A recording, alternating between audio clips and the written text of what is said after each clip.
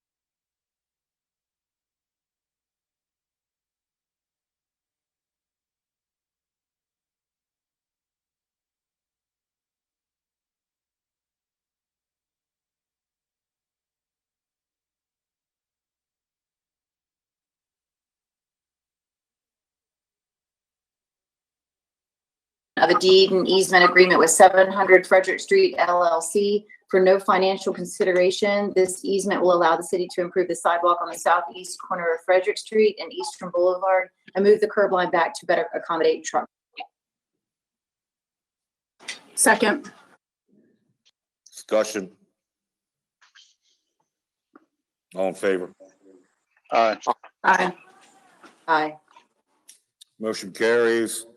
Approval resolution, the 2020 National Incident-Based Reporting System Grant Subrecipient Agreement between Hagerstown Police Department and the Washington County Sheriff's Department.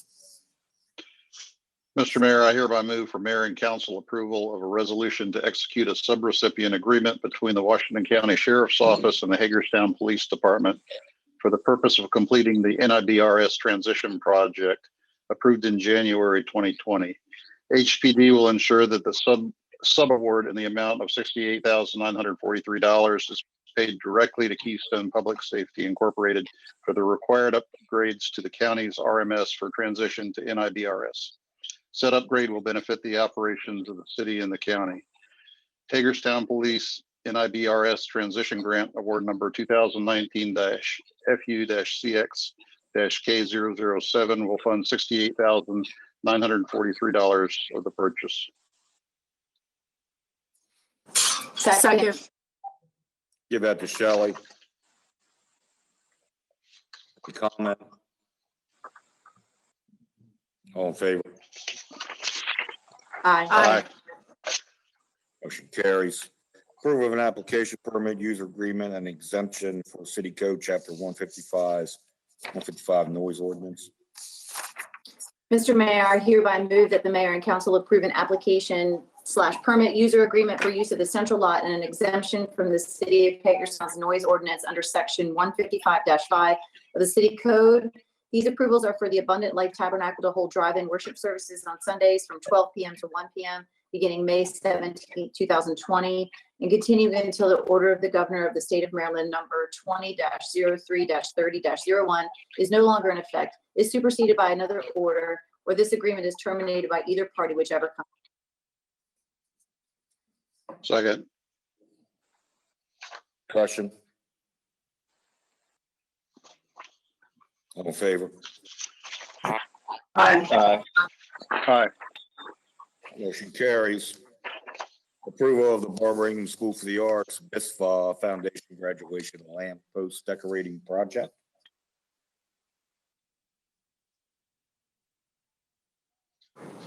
Mr. Mayor, I hereby move that mayor and council approve the Barbara Ingham School for the Arts Foundation Graduation Lamp Post Decoration Project. The BISFA Foundation will pay for, install, and take down these decorations that honor its 80 graduating seniors. BISFA Foundation volunteers and/or a contractor will follow city guidelines for installation. Volunteers will sign hold harmless agreements, and/or the contractor doing the installation will provide the city with a certificate of insurance. Second. Second by Austin. Discussion. All in favor? Aye. Aye. Motion carries. Aye. Approval of flexibility for unused fiscal year 20 and fiscal year 19 Invest Hagerstown program funds. Mr. Mayor, I hereby move for the mayor and city council to grant flexibility to the review committee for the unused FY19 and FY20 Invest Hagerstown program funds. The review committee may use the total of $228,000 in unused funds across any of the program's 5 categories. Number 1, the City Center Redevelopment Grant Program. Number 2, the Citywide Redevelopment Grant Program. Number 3, the Homeownership Grant Program. Number 4, the Rental Property Rehabilitation Grant Program. And number 5, the Facade Grant Program.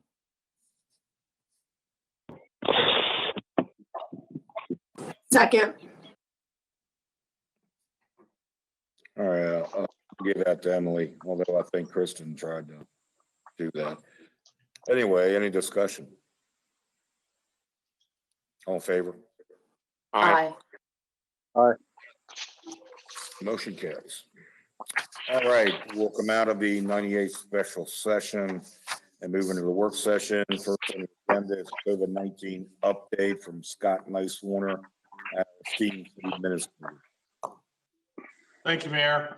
Just a couple things before I want to turn it over to Jill Thompson. She's got some updates for you. We continue to watch and see what the next steps are going to be from the state as far as their plans to do any loosening of our of the governor's directives. We expect that there to be some announcements here this week. Once we hear what those are, we'll be able to proceed with what we're able to do as far as the city is concerned. We've been working for several weeks to make sure that we have city facilities retrofitted to include protection for our staff that will deal directly with customers. That includes plexiglass shields, signage, and markings on the floor to ensure that we keep a social distance, that there's a social distance notification for folks to follow. Also, we met again with park staff today. We are going to go ahead and unlock bathrooms at all the parks this weekend because it's supposed to be nice, and ultimately we need to provide a place for folks to go use the restroom if they have to. And we'll have staff available that will be able to take care of those facilities. We have been informed that both the municipal band and the municipal band on Sunday nights and the gospel concerts that occur on Wednesday nights will not attempt to begin until July. So we've got some time there to see how that all goes. Again, it really is dependent on what happens with the limits to gatherings that the governor has in his directive. Right now it's at 10. It's going to need to be more than that, especially for the concert series that we have in the park to be able to make those viable regardless of the social distancing limits. We are going to continue to keep closed at this time Hager House, the Train Museum, and the dog park. We did get some direction or some suggestion from the health department that recommended that we continue to keep playground equipment taped off and the dog park closed for the time being until we get some more guidance. So we will follow his suggestions and do that. I would like to, Jill is on the meeting. I would like to have her talk about what she has been doing in collaboration with our community partners, working towards business stabilization and reopening activities. We've been working several weeks with the county, the EOC, and the business community on several activities related to the use of funds being received through the Federal CARES Act. Washington County is slated to receive $26 million, of which 13 will be allocated to business stabilization efforts in the county. The city will receive a portion of this 13 million and is working on a program for the application and distribution of the money we are allocated. We're planning to utilize the existing structures for incentives we already have in place, such as Invest Hagerstown, to decrease the amount of time between receipt and distribution of funds. Staff has developed an application process that is currently being reviewed in preparation for distribution to local businesses. Right now, there is no timetable for the receipt of these funds, but we would anticipate them coming fairly soon. Also, city economic development staff have been working daily for the last, over a month easily with the county, Greater Hagerstown, and Chamber of Commerce to discuss issues related directly to business support, retention, and recovery in Hagerstown, Washington County. This core group is also communicating to the business community on a weekly basis to provide updates on federal, state, and local recovery efforts. This group will help businesses identify initially what will be needed and able to reopen on a limited basis, such as seating options, cleaning and hygiene needs, etc., that will either come from the health department or through the governor's orders. Jill's on the meeting. I'd like for her to go into more detail and correct anything that I've said, especially because she's been most intimately involved in this process all along. So Jill, go ahead. Now, Okay. Jill, before you start, Jill, Scott, what is the reasoning the dog park still being closed off? I mean, you'd think there'd be able to be distancing out there. Hang on one second.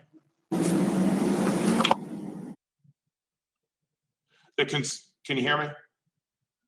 The concern from the health was brought off by the health department as far as congregations of 10 or more, especially under the pavilions in the dog park. Obviously, the humans would be able to maintain social distance, but the dogs might not be able to when you have to go chase them down, or it's just apparently it's just a more of an effort to keep that type of a situation when it's 10 or more down. Rodney, do you have anything to add on that? Just basically, if the health department's recommending that we don't open it right now because of the reasons you just stated.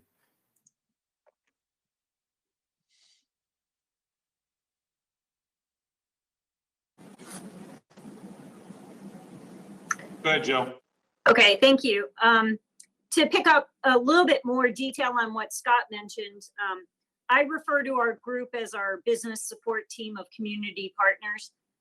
This is a function of the Emergency Operations Center, and we started about 7 weeks ago, meeting every single morning to gather information as a emergency support function of the EOC. We're now shifting into a recovery support function of the EOC. So a shift toward looking at reopening plans and looking at pushing information out to the business community once it becomes available for a safe and quick reopening. The group that, let me just run through who's a part of the group, is Washington County Department of Business Development, Susan Small, Greater Hagerstown Committee, Chamber of Commerce, the Convention and Visitors Bureau, with the importance of tourism to our economy, Horizon Goodwill, representing the nonprofit sector, and then also Andrew Sargent from Maryland Commerce contributes to our team each morning. So we do have partner websites with information as we shift from funding programs and unemployment insurance and other types of business resources to this recovery mode. The Washington County is coming out with a dedicated website under the Together We Rise campaign message. And so they will be launching that shortly. One of the first products to come out is a checklist items of what businesses should be thinking about as we prepare to reopen. And that document doesn't have all of the answers yet because we're still waiting for specific guidance from the governor. And we see that as an initial tool, with additional supplemental tools being a full website, a full recovery plan being written in cooperation with the EOC, and using the 3-phase reopening that the governor has already spoken to. And then in addition, a very detailed reopening toolkit, which will give businesses more detailed guidance, as well as sample posters and resources that they can use in their business. So again, much of what we will share in the future is driven by the governor's guidance, and we hope to hear more information this week. We know that the governor is being guided by 4 key documents: a White House recovery document, one from the National Governors Association, the American Enterprise Institute, and a Johns Hopkins document. So our team has been reviewing those in anticipation of what some of the more specific guidance is. And we also know that the governor has been hearing information from a set of industry task force groups that are giving very specific guidance to the types and categories of businesses. So I hope that gives you a little more detail. I'm happy to answer any questions.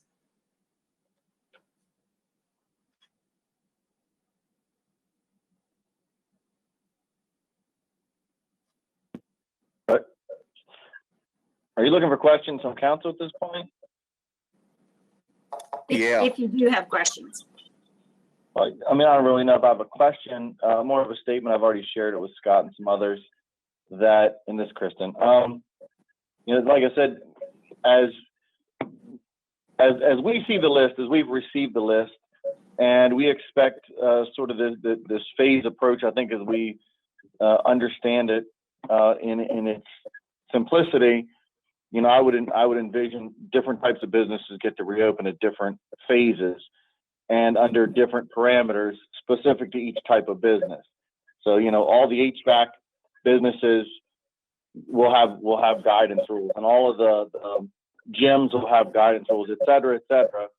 And all I've said to folks so far is, you know, we speak in terms that may not be easily digestible to those various business entities, especially in an event like this where everybody is going to be unsure of what they're complying with, how they're complying, when to comply, who they're complying to, and everybody's going to want to be sort of, you know, on the up and up, so to speak, to the greatest degree possible.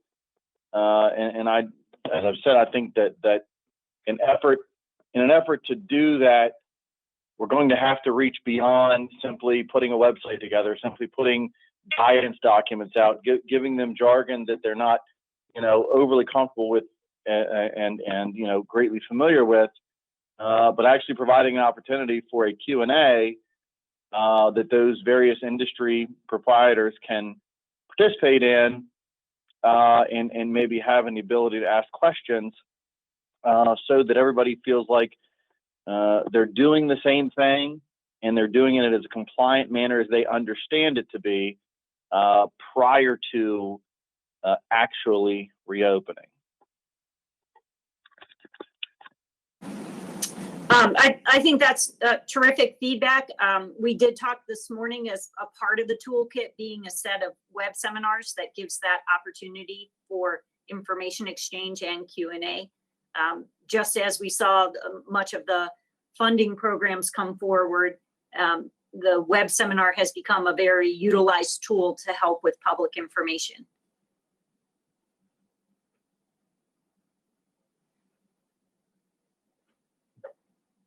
Okay. Anybody else on this subject?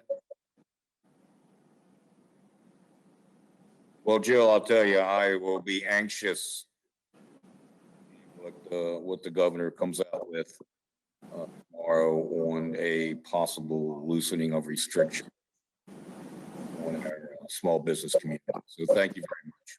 You're welcome. Thank you. All right, Michelle, you're up. Fiscal year 21 budget review.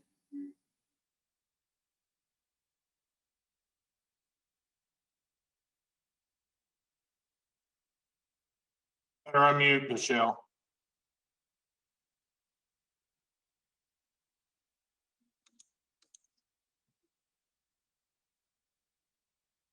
Sorry, I'm going to start with one over some numbers for AR agent reports before I get started in the budget review.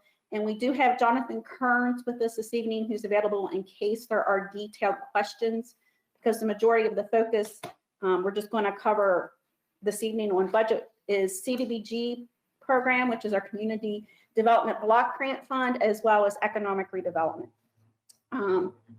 For the aging reports, I think this is maybe the third or fourth week that we're reporting. For our electric accounts, we have a total outstanding bills just under $2 million. And in water and wastewater quarterly bills, just at 2.3 million. I think the dollar amounts and the totals are fairly flat.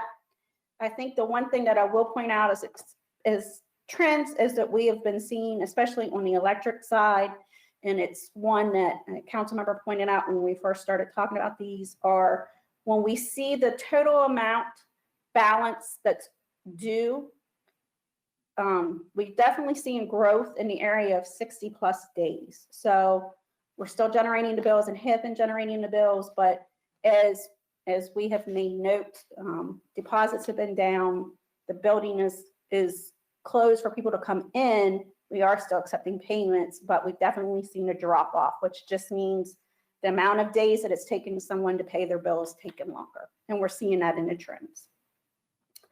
All right, so I'm going to switch over. Let me just say, you all received that in email. Is that is that good information for you all to continue to receive on a weekly basis, council? Yeah, I mean, I've been reviewing the information, and it's good to see the numbers. Yeah, I think it's good to see it. Okay. So we know kind of what impact we're going to have on our budget that we're relying on. Okay. All right, I'm going to actually just mention one quick thing that we just received today, just to put something in perspective. Hotel motel tax. In the general fund, it's a little over $200,000 that we receive on an annual basis. We just received our portion, our city portion today for the month of March. So you remember March is when all of this started, the pandemic and closing of businesses and such. And it was in the middle of March when all the declarations of emergencies came forth.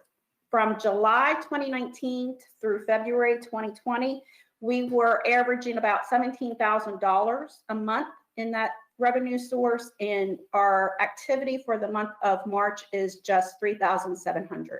So again, just now today, starting to see an impact of what these dollars are going to be in some of our categories and wanting to share them. And then, of course, as we see more impact, we'll be back to discuss in more detail what that's going to mean for us as we can figure out true revenue projections and what we're going to need to do to help balance things back out. So with that said, let's talk a little bit about CDBG. And when we talk about community development block grant and we talk about CDBG on a revenue side, I think I just want to point out two quick items. And that is, one, when we look in the budget book or in other documents and we see revenue on a annual basis, and hopefully everybody can see the screen in the some of the information that I put in the packet. Again, most of the information that I've been sharing are just pages directly out of the budget book. But you'll see total grants for fiscal year 21 of $1.2 million. That does not specifically mean that in fiscal year 21, our entitlement money for that year is 1.2, but that's simply, as you will see in the different line items, how much we're going to spend out of all entitlement money that we have. The $788,000 that's on this line represents what our allocation is for our normal CDBG money for fiscal year 21. And I'll show, we also include a chart just to help. Because when we talk CDBG, again, it gets a little confusing when we talk numbers and everything that Jonathan has to report, he has to report specifically on an individual yearly basis and by entitlement years. So we include this nice little chart at the bottom, and you can see several years worth of history as far back as fiscal year 16. And you will see since fiscal year 16, the nice trend that we have going is that for fiscal year 16 through 18 was pretty much flat in our entitlement money. And I will say that fiscal year 16 to 18 was a slight increase from the year or two prior to that. And then we had a nice bump up from fiscal year 19. And the good news there was that trend has continued. So we've continued to receive about $700,000 to $800,000 annual for CDBG money. And again, this is federal dollars that we are receiving. So there's lots of restrictions in place and regulation on what is eligible and what we can spend this money on. It's not like I can say to Jonathan, hey, Jonathan, you have $788,000 coming in. How about you help, excuse me, pay for air conditioning in the City Hall building? Jonathan will tell me, no, Michelle, that is not an eligible item. So again, lots of restrictions in place. Some of the main categories of ways in which we can spend CDBG money is reflected on this next page that I've brought forward. First is in leaving some money, about $150,000 we left in hopefully being able to help with demolition of blighted properties when it's needed. Next big section is in public facilities and improvements. And for fiscal year 21, it's $750,000 originally allocated here. The majority of everything in this specific categories were like handicap ramps. This downtown surveillance cameras is actually downtown for HPD surveillance camera, as well as emergency police blue light phones. And we were hoping to be able with the $60,000 to afford 3 that we could place through the downtown area. Traffic signal replacement, $150,000, $275,000 for neighborhood parks. The majority of this is $250,000 that was going to be originally allocated to the splash pad. Another $25,000 specifically allocated for basketball hoops over at Helene Park. And then the last, I'm going to skip over the 95. The last $70,000 is to do work at Memorial Boulevard and the median at Reynolds Avenue. So the big projects, all with the exception of the loans, so about $655,000 we originally allocated in this category is for city infrastructure projects. And again, the majority of those projects would not have been able to stay in our original fiscal year 21 budget if CDBG wasn't an eligible funding source to help either cover parts or all of them. And I guess to go hand in hand, the good news is because this is federal dollars, we know that we should still expect to receive our full allotment or entitlement of $788,000. However, as we've been talking the past several weeks, we definitely need to reevaluate the operating and capital project side of what we're going to do throughout the rest of the city. So kind of ask for Jonathan to kind of be patient in that we might ask if there was any specific project that wasn't ready to go in fiscal year 21, if we had other projects we could kind of reallocate, that we might look to do that to save projects. Public services, under normal conditions and normal times, the public services is limited, the amount that we can spend under this category to be 15% of the current year entitlement amount plus any of our prior year program income. Program income is just simply means anything that we do here at the city and receive money for through CDBG that does not come from a federal source. The majority of what we see in program income has to do with existing loans that we have out and repayments of those loans, and sometimes from the sale of some of our properties in which we have.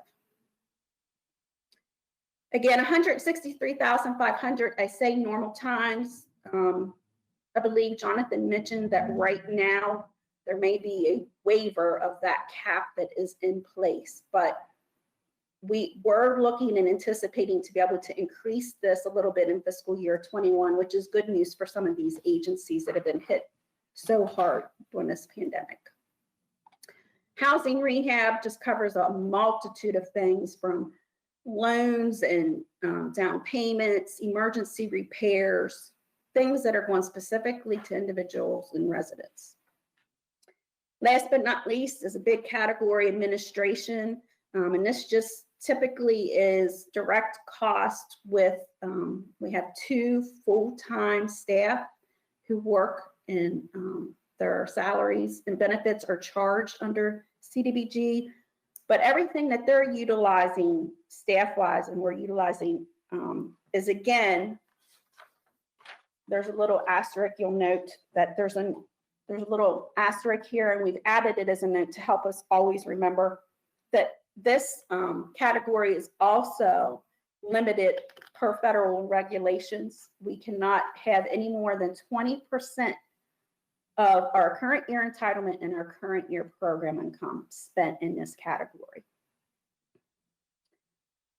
I'm just going to stop for a quick second to say the other thing that I just want to mention, and I can definitely let Jonathan touch base on anything he wants to fill you in as well, is we were notified that the city is going to receive some additional monies for CDBG under CDBG COVID. There's going to be lots of different restrictions there.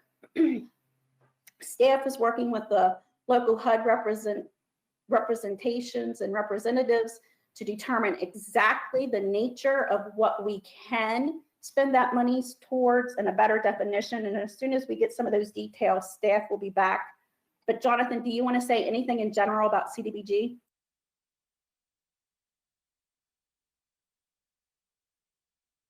I think Michelle touched on everything, just mainly with the, in respect to the CDBG CARES Act funding, the $473,000 that we will be receiving sometime here in the future. We're planning behind the scenes with that, and we'll be back at some point in the near future again to discuss that with the mayor and city council. We're still waiting on formal and official HUD guidance on it. It's still trickling in, and we just didn't want to get the cart too far in front of the horse with that. And again, back to the budget that Michelle went over for the standard entitlement, just things that we're looking at are there ways to maybe look at the general fund and the hits that the general fund is likely taking from revenue loss, and are there CDBG projects that we were originally looking at FY21 that maybe we can shift to more critical projects or critical needs. So something that we're definitely willing to keep exploring with the city council is this process continues. And Jonathan, do you just want to, I think there's maybe 2 dates later this week. You have something for CDBG, like one of your public hearings or something that you're doing, or an update when you think where you are with your 5-year consolidated plan? Yes, this is the year that we are due for our next 5-year consolidated plan. So the 5-year consolidated plan will include the 1-year fiscal year 21 city CDBG action plan, and also another required document known as the analysis of impediments to fair housing. We will be having a virtual public hearing for that at the end of this month, and there's a 30-day comment period associated with all those CDBG documents and plans. And then in June, we'll look to bring all those documents to be formally approved by the City Council during the June regular session, with final submission to HUD by July 1. That way we can start incurring our costs by July 1 for fiscal year 21 CDBG expenses. And then I think I just want to note one other thing, and that is, of course, with the CDBG program, we do have and have had several properties that we've owned, 64 East Franklin Street, as well as a duplex over on Jonathan Street. Mr. Kearns has been very successful in helping to get those places back in the hands of others. And we still have remaining, as of this point, 261 South Prospect Street, as well as 117 Locust, which are 2 properties that probably are getting closer, at least Locust Street, to a potential sale. And 261, we're still working on renovations. Yeah, actually some good news on that, and I haven't even had a chance to update the show. We did settle on 117 South Locust Street this week. So 339 Antietam LLC is the entity that acquired that. So that property has now been moved as well. That occurred yesterday. All right, thank you. That's awesome news. So next, we'll just keep going, and then I'll open it up for any questions if it's okay for me to do that. I'm going to hit and touch upon Economic Redevelopment Fund. And pretty much this evening, I've limited the discussions to both CDBG and economic redevelopment because, unlike all the other utility funds and the general fund and our capital projects, everything there is so much up in the air. But the good news is between CDBG and economic redevelopment, we're not in jeopardy of losing or having reductions in our revenue sources in those 2 areas. So again, just wanted to make sure that we were touching on these areas before we have our public hearing next week and have our adoption of our budget. So I'm going to share the screen one more time, bring up a little bit of information on our Economic Redevelopment Fund. Just want to mention before we start looking at where the types of revenue sources that we have and where we spend the majority of our money here, to mention that we have 2 properties as well that we are holding underneath the Economic Redevelopment Fund. One is property on Indian Lane, and separately is a property at 170 West Washington Street. The property at 170 West Washington Street is part of our CNS program. And I know that Jill and Jill's staff constantly are reminding people that the property is available and is for sale, and showing it to interested parties. So between those 2 properties, we got about $945,000 that is currently tied up of our fund balance. When we ended the year for fiscal year 19, so when we ended the year of June 30, total fund balance in this fund was at $1.2 million. But again, a little over $900,000 was tied up in the property. So that left about $300,000 that was unassigned, if you will, or available for use in other areas.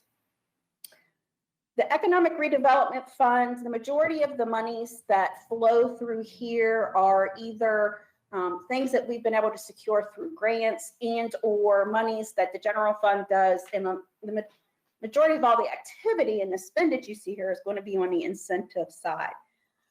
The document, just like on CDBG, and I apologize, it contains fiscal year 19 actual information, which is reflected in our audit and our CAFR.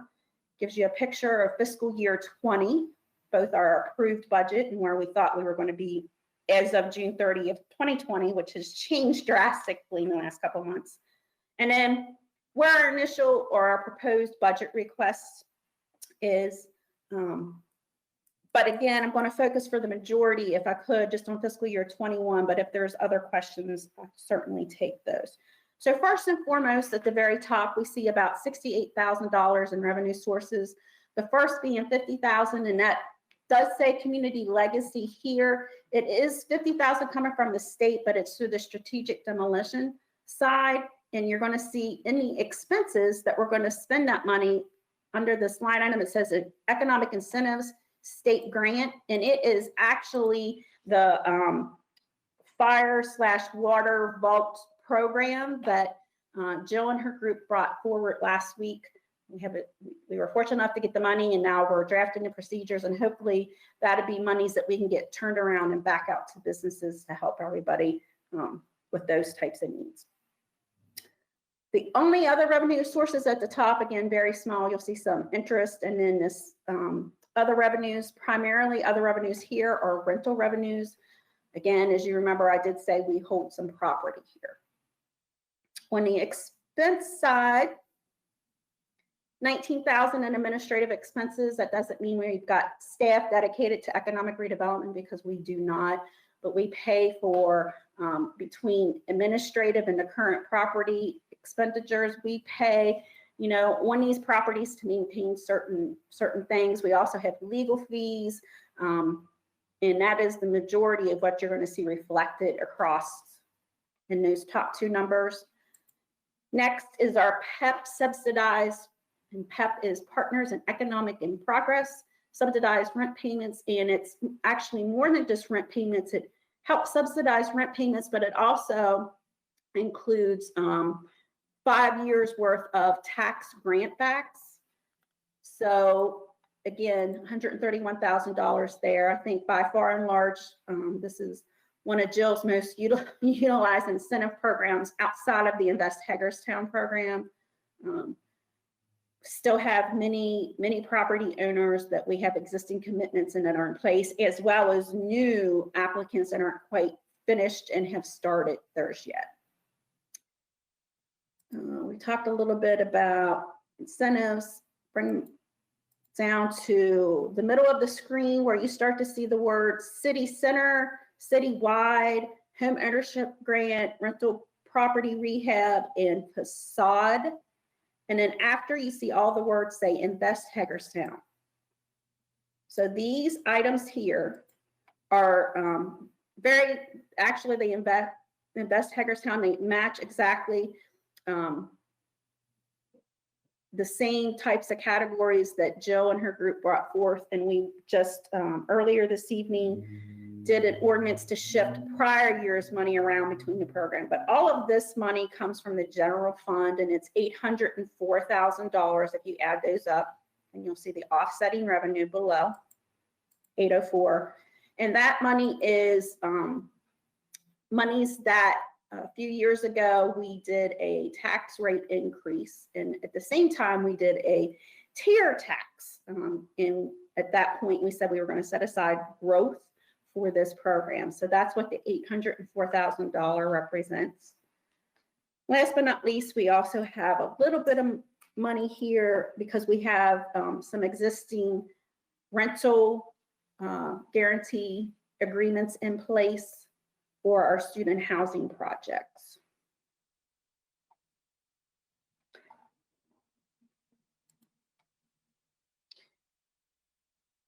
That's pretty much economic redevelopment. Did anybody have any questions on that? Or anything that we've covered, or questions in general? Under the expenditures on page 12, could you go over the increase in the PEP subsidized rent payments? Sure. So the 131,500 compared in fiscal year 21 compared to where we thought we would have spent 98,000 in fiscal year 20.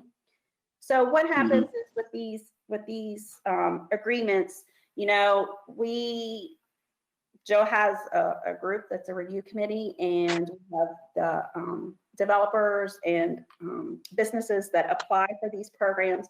So what happens is they may have applied, but as of fiscal year 20, their project hasn't finished or completed, so we haven't started the payments to them. But what we do through the budget process is we allow Jill to take a step back and say, okay, here's how many existing agreements we have. If they get finished, here's what we think we're going to need for rental assistance, and here's what we think we're going to need for tax grant backs. We try to leave as much money there because we've already got existing obligations in place for when these properties are finished. So the last thing I want to do to Jill is say, Jill, I'm going to take your money and leave it lower. And then when the project finishes, I say, oh, now you got to find the money somewhere else. Does that help answer what your question was? Yeah, so the real increase is because of unfinished projects prior fiscal year. It's not like we're taking on more projects that's coming here. Well, and we do continue to receive PEP applications. Jill, I'll let you. Sure. Also, the rent relief are multi-year commitments to a business. So there is a portion of that for next fiscal year that is already burdened in a sense because of a commitment.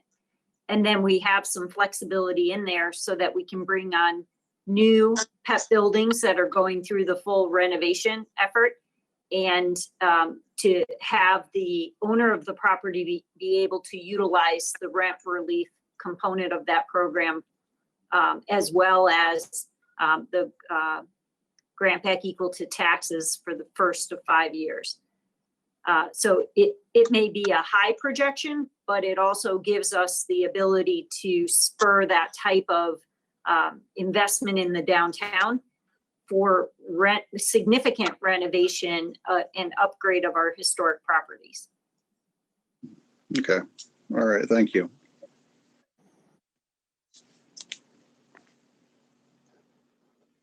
Any other questions?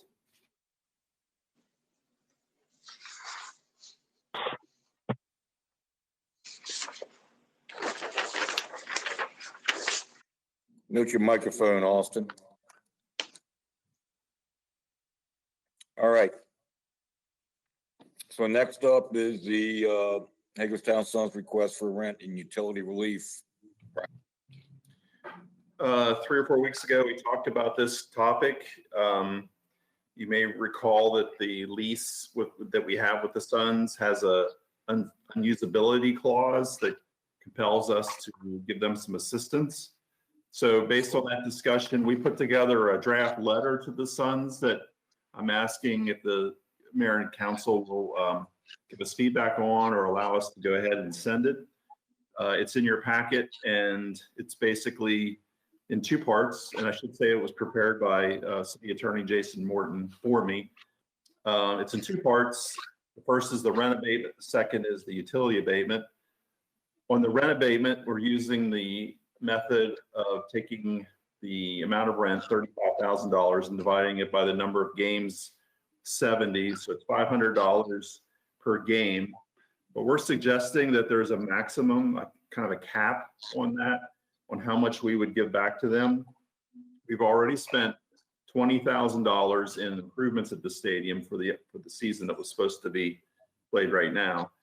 So the difference between the $35,000 rent they paid in January and the $20,000 we spent is the $15,000 that we would offer as a rent abatement, and suggest that we cap it at that. And then on the utility side, basically we would be paying their utilities. Of course, there's no one at the stadium, so the utility bills will be relatively low. I want to point out that the bills would still be paid. The utility fund is not covering this. The general fund would have to cover the bills, because I know globally there's a bigger issue of utility relief and things. But in this case, we have a lease with a tenant, and we as the landlord would take care of the utilities during this time. If that's acceptable, we'll send a letter and go from there. If you have comments, I guess we'll take those now. Just to be, Kristen, just to be clear, I mean, you say at the end of the memo that this will memorialize the Sun's agreement to the interpretation of the lease and Fifth Amendment. This is specific to this year. Yes. Okay. So Rodney, let's just say that the Suns can't play at all this entire season. We're still capping at 15,000. We're going to keep $20,000 of their lease, which in a facility they couldn't use. I guess that's what we're suggesting. So 15,000 is 30 games. That takes them through about the middle of June, when they would have played 30 games. But if they, as you suggest, Mr. Mayor, if that would continue, we're suggesting that we don't pay them the $500. We cap it at 15,000. That's the way it's written right now. I understand the way it's written. That's why I asked that question. Yeah, I don't agree with that. I believe that if they're in an unusable facility, it's unusable. And it doesn't matter what us as landlords, we have a responsibility, just like any other landlord who had a business in their facility has a responsibility for upkeep and things of that nature. I believe that as we move forward in this, and especially if it becomes the entire season where it's unusable, they shouldn't be having to pay a lease payment on a property that they could not use. That's just I would tend to agree with the mayor that if they're not allowed to use the state, I don't know how you can charge rent. In the same respect, if the league were to call the season off, that's a different story. But I don't know how you, as a landlord, have a lease agreement that says if the place is unusable, that they have to pay rent, but then say you're going to put a limit on that. Because we're talking about giving them back, but let's be straight. What we're talking about really is not charging rent.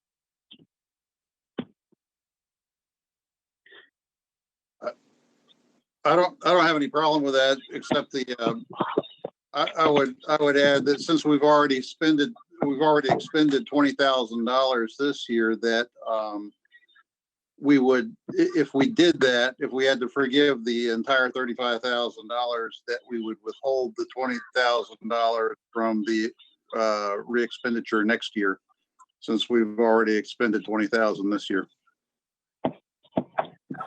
I agree with Austin's approach. Yeah, I can live with that. Not, of course, we don't know if they'll be in that facility next year or not. I do have a question though, Rodney. I don't know if you know this answer or not, but we had talked about originally that they had applied for the PPP loan and did not get it for whatever reason. Do we know if they applied in the second round of funding? Do you have any idea? I don't know if they did or not. I think their intentions were, so I can find out, but I know their intentions were. I mean, I think that's important for us to know moving forward on any kind of agreement, to know if they were approved for that funding, because it is used for, rent and lease payments and mortgage payments. So supposed to be at least. I agree with that. And I also agree with the $15,000 maximum. I am biting my tongue so hard it hurts, but I have to say this. This is a hard pill to swallow. We have businesses that are losing their butts right now that probably aren't going to be able to reopen. And this is a multi-million-dollar organization. That's just a tough pill for me to swallow, that, $35,000 for them compared to $35,000 for a small business like any of the ones we own, or it's just such a different ballgame. I understand it's in the lease, but I certainly hope if we ever have another lease with them that we do something a little different, because it's just a hard pill to swallow when so many businesses are going out of business right now. And $35,000 is a huge amount of money. So just to clarify, Rodney, that portion is not a term in the lease, correct? The portion, The first part. The first part of your memo is not in the lease. The rent abatement. The no, rent abatement is not in the lease, correct? it does not specify in the lease Right. of abating. It just says that it will be abated. Right. I know, I heard Emily say that it's in the lease, but the rent abatement is not in the lease. We do not have any obligation to waive that 35,000, 20,000 of which we've already spent. I don't mind Austin's suggestion of the 20,000 next year. Basically, they pay us 35 and we only spend 15 next year. But then that begs the question that the mayor brings up, that they may or may not be in the facility next year, and so we're going to end up eating the entire 20,000. I've a great concern about that. I'd be willing to split the baby at 10 and 10 this year and feel comfortable at the end of the day that I'm only losing $10,000 in the grand scheme of things. And that's sort of where I would be on.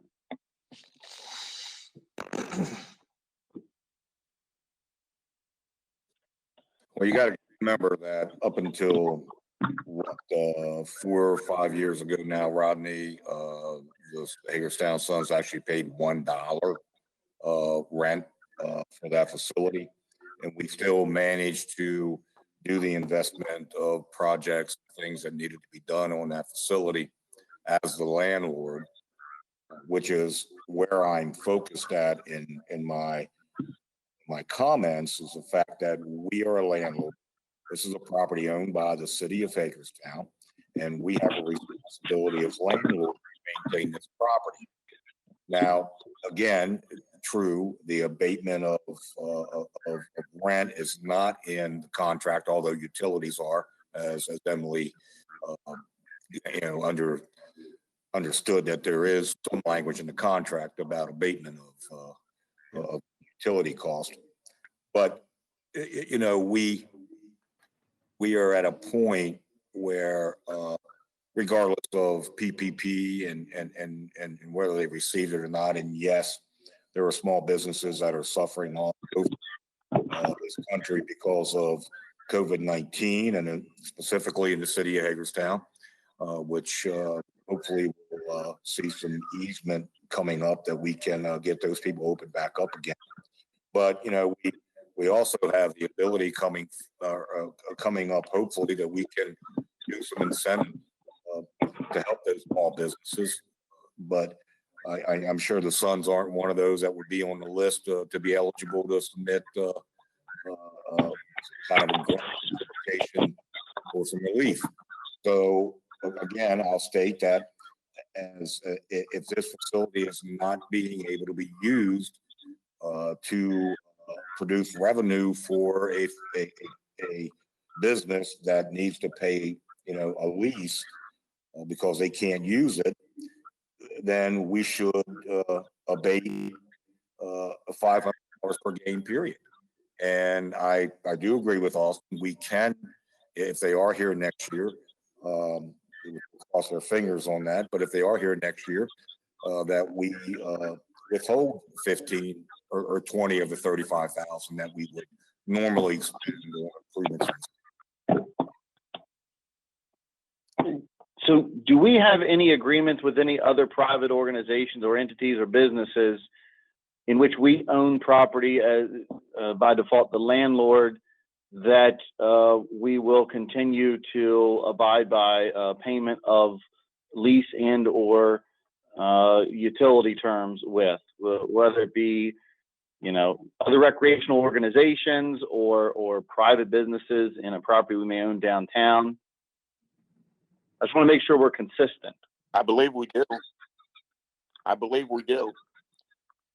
Don't we, aren't we the landlord of a restaurant that has needed some desperate help during this time period to keep in business? And we've talked about abating rent or lowering rent? We have talked about that with Hannah Ty. Right. Yeah, next door. It's the exact same example, except for one thing, which Emily's right.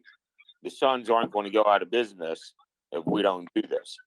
But I still agree good, and I agree with Austin's theory. They're the exact same as long as we're telling them it's going to be 0 too. If we're going to tell this organization it's 0, we should tell every other organization that it's 0. We're not telling the restaurant that they can't operate. They are still operational. We're helping them because of their situation, but they're still there.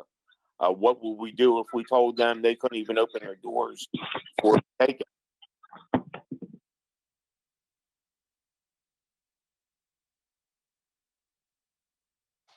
Jason, were you wanting to say something?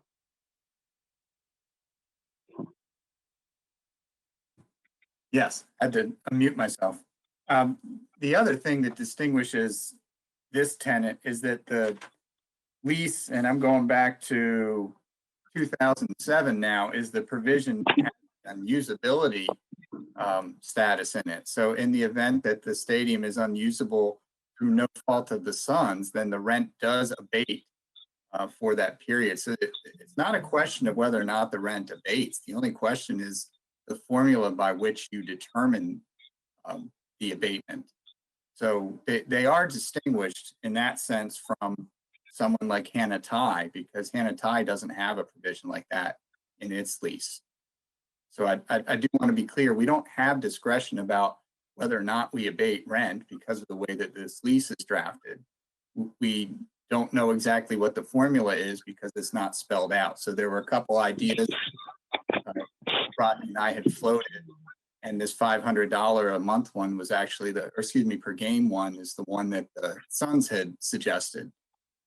So I think the question before you all is whether or not there should be a cap on that, and I'm hearing no as to that. But I do hear Austin's suggestion that, all right, we're not going to cap your rent abatement, but to the extent that we go beyond this $15,000, then we're not going to make capital improvements in fiscal 2021. And so it would be easy enough to revise the letter to the Suns to reflect that, if that's the consensus of the group, and I will mute myself. Yeah, we could always amend next year. We could always amend the lease for next year to state that we would not expend $35,000. We would only spend $15,000 if in fact they are there at that facility next year. I mean, I hear that concept and I understand partially why it would make sense, but if we don't do improvements to the building and it's just deteriorating, at the end of the day, aren't we just hurting ourselves anyway? Because they don't own it, we do. So you want to abate all $35,000? I don't want to pay any of it. Well, then okay. I mean, it just, we're kicking ourselves either way. They're going to win, and that's fine. And I understand it's in the lease. I'll keep reiterating that. But the less money we put into this stadium, the more it deteriorates. And at the end of the day, we are still the owners. So, I mean, it's a no-win situation for.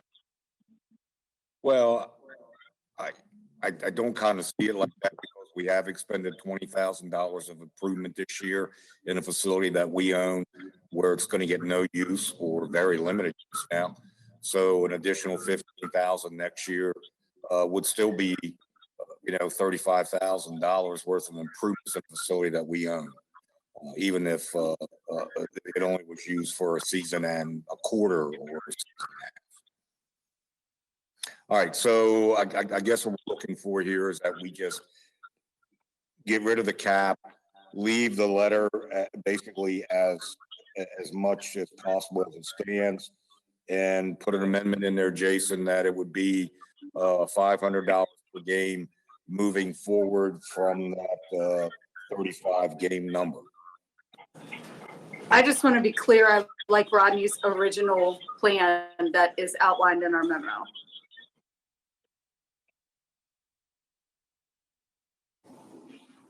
And I do definitely want to know about the PPP funding, the second round.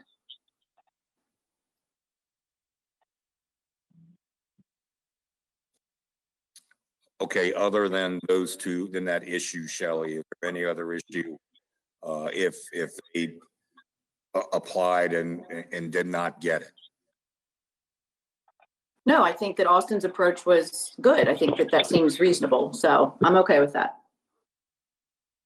I believe your point, Shelley, under the PPP program, the rent payments would be covered by that. That's right. And they would need, I mean, they need to use it towards rent in order for it to be 100% forgiven. So, I mean, they would need us to charge it. Right, Right. and retention of employees, yes. Right. The PPP requires, if it's to be forgiven, that at least 75% of the loan proceeds be expended towards payroll costs. And so up to 25% can be towards rent or mortgage, but there's no requirement for them to do that.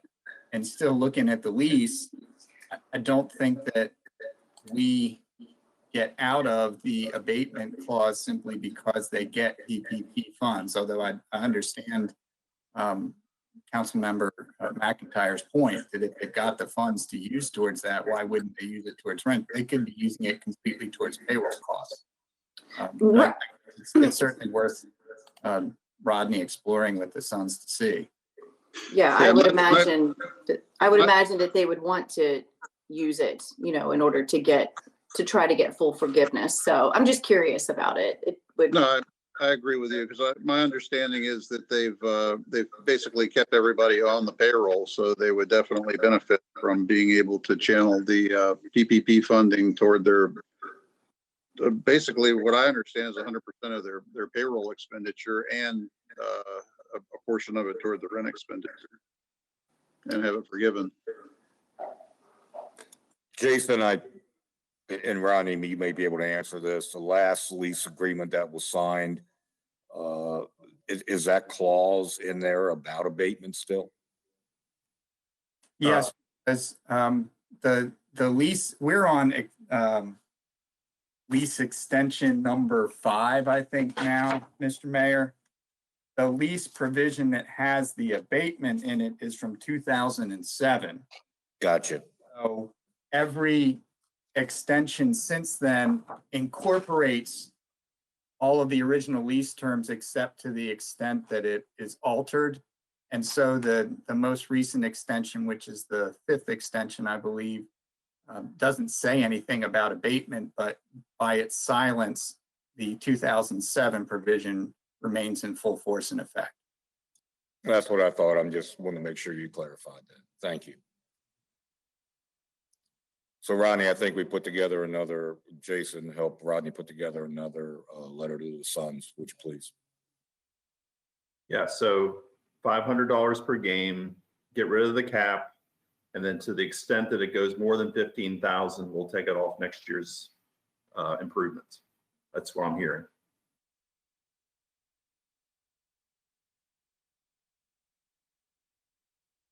Okay, thank you. Yes, from their silence, I believe that's correct. Yes. All right, thank you. Moving on, Safety Training Center, water easement, County. Nancy, you're up. Thank you. This one is really quick and easy. Back in January of 2019, we granted water service to Washington County Commissioners for the Public Safety Training Center. And this lease agreement is just to allow us perpetual permanent access to our infrastructure that'll be located on that property to serve the Safety Training Center. So I just wanted to briefly make you aware that we'll be requesting that and requesting an introduction of an ordinance for that easement agreement. Does anybody have any questions? This is Kristen. What's the necessity of needing this additional agreement? The meter vault is actually beyond the public utility right of way, and the road going into the safety training center, I believe will be considered, if you will, a private road. So this just allows us, access to our infrastructure in the event that we have to get, for example, a crane truck in there to pull the meter to either repair or replace it. It's very similar to the easement we did several months ago on Showalter Road, where we needed to access our infrastructure where we weren't necessarily in a public utility right away.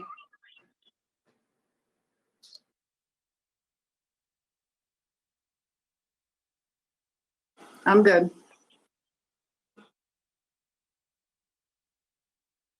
Everybody else good? Yes. Fine. Thank you, Nancy. All right, Chief, update of the Warner Hollow Dam Edgemont Reservoir Project. You're up again, Nancy. Yeah, actually this time, I'm happy to report a little bit of good news. We received notification from Maryland Department of the Environment that they were actually going to pursue the FEMA grant for high hazard dams. When that grant initially came out in 2019, it was a very small grant. Of course, it's a national grant, and MDE was not in a position at that time to, they didn't have a program put together yet to pursue that federal block of money, if you will. Since that time, they have worked to put all of that together, and they notified us that they've identified Edgemont as a fundable project. And understand, this is grant money.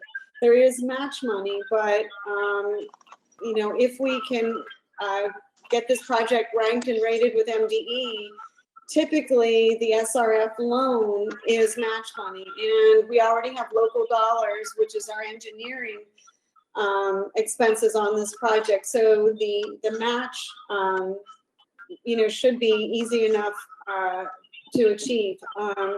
We also, since writing this memo, I received an email from MDE that FEMA's actually announced the availability of the grant, and we have to have our application submitted no later than June 26th. That's not a problem for us because we've already prepared the state funding application, and we just have to update the federal application that we prepared last year. But in order to do all that, we need a nod from you guys to that you want staff to pursue this federal funding source, this federal grant. If everybody's in agreement, we'll go ahead and get the NOI in, and then subsequently submit prior to the deadline of June 26th, the actual grant application.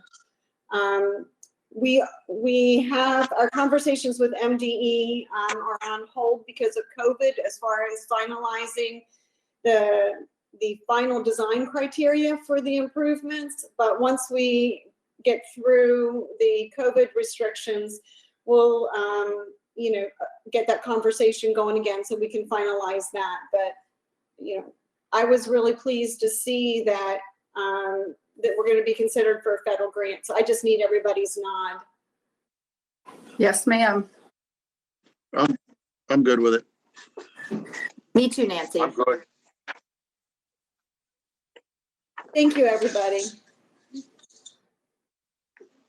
Thank you, Nancy. Okay, Chief, you're up. Application of 2020 BJAG Coronavirus Emergency Supplemental Funding Program grant. Good evening, everyone. I'm here. We had been invited for the Burn Justice Assistance Grant program to apply for a grant.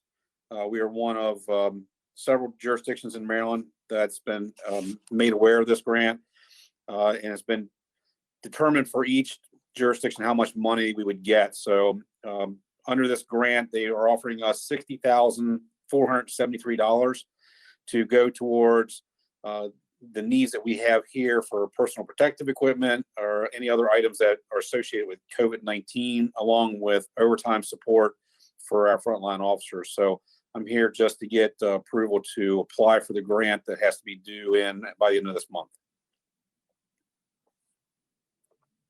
You got it. I'm good with it. Absolutely.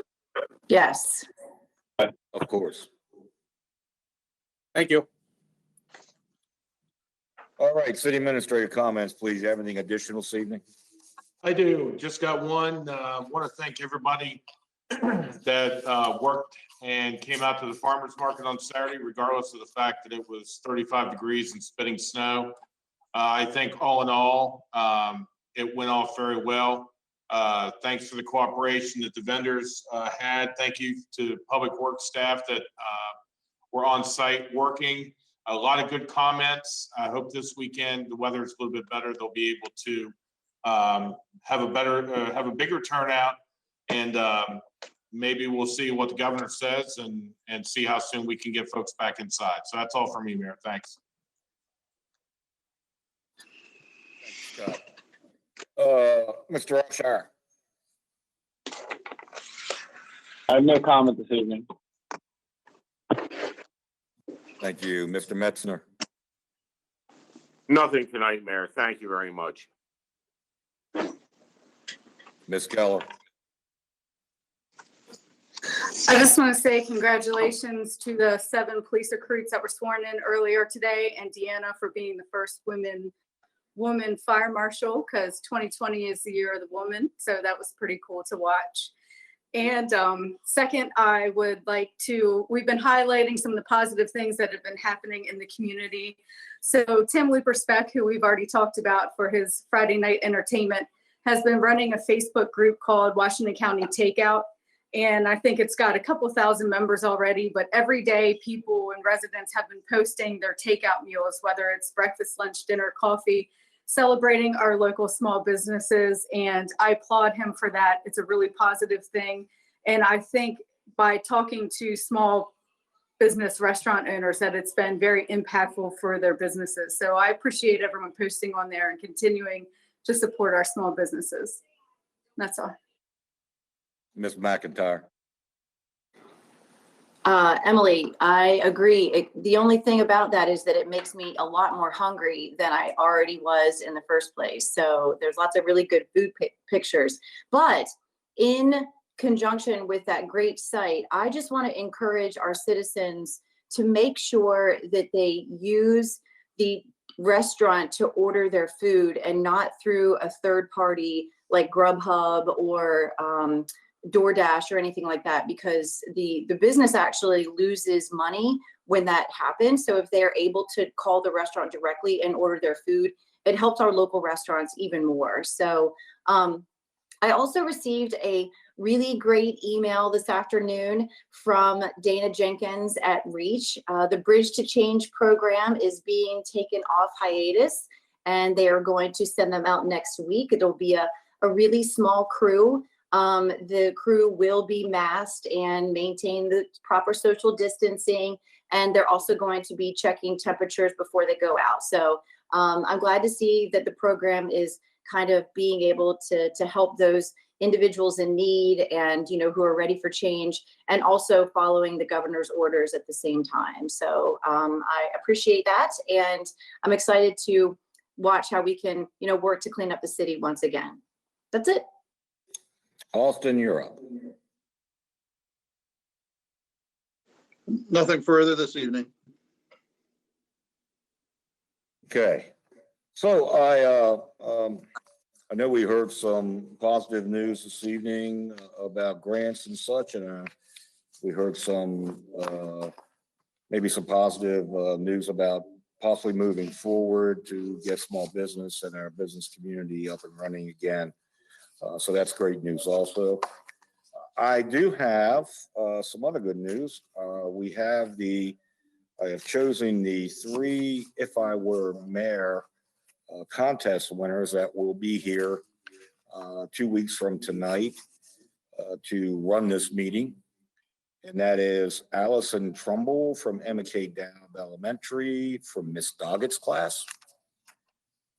Shayla Lagardis from Miss McDonald's class at Jonathan Hager, and Haley Ekin-Wande from Mrs. Townsend's class at Paramount Elementary.